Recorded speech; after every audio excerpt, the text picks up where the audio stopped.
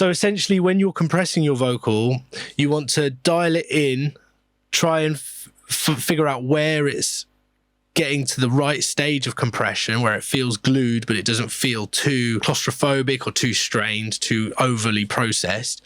And then you can play with the attack and release time settings so that it sits in with the rest of the track, or it stands on top of the rest of the track. That was 2 questions in the chat, right? So if you want your vocal to come forward, slow down your attack time and the vocal will sit up.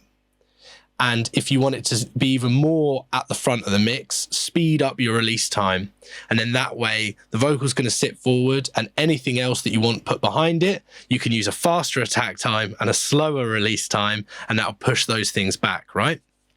So there's loads of great examples on that. And that is like my top tip. If you want a lead vocal to sit on top of backing vocals, use the same compressor if you want. Just make sure the backing vocals, the attack time is faster and the release time is slower. And naturally, those vocals will just sit further back than the lead. How are we doing? We're about halfway through and we've done a little bit on compression. So now I'm just going to dial in these settings. I'll try not to prove any points or make anything. I'll just use my ears and actually just think about what I'm doing as if I was actually just mixing it. So that might be more useful. Over the news, blue jeans, rock shirt. Over the news,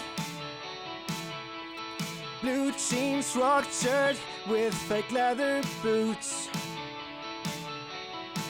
She leaves no word in denial.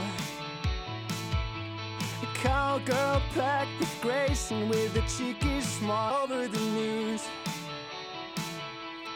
blue jeans, rock shirt with fake leather boots.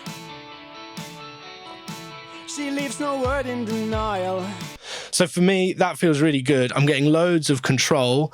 The vocal still feels a little bit dull, but the S's and the plosives all have the same sort of sibilance and volume. I'm not getting stuff that feels really dark, and I'm not getting stuff that feels really bright or brittle.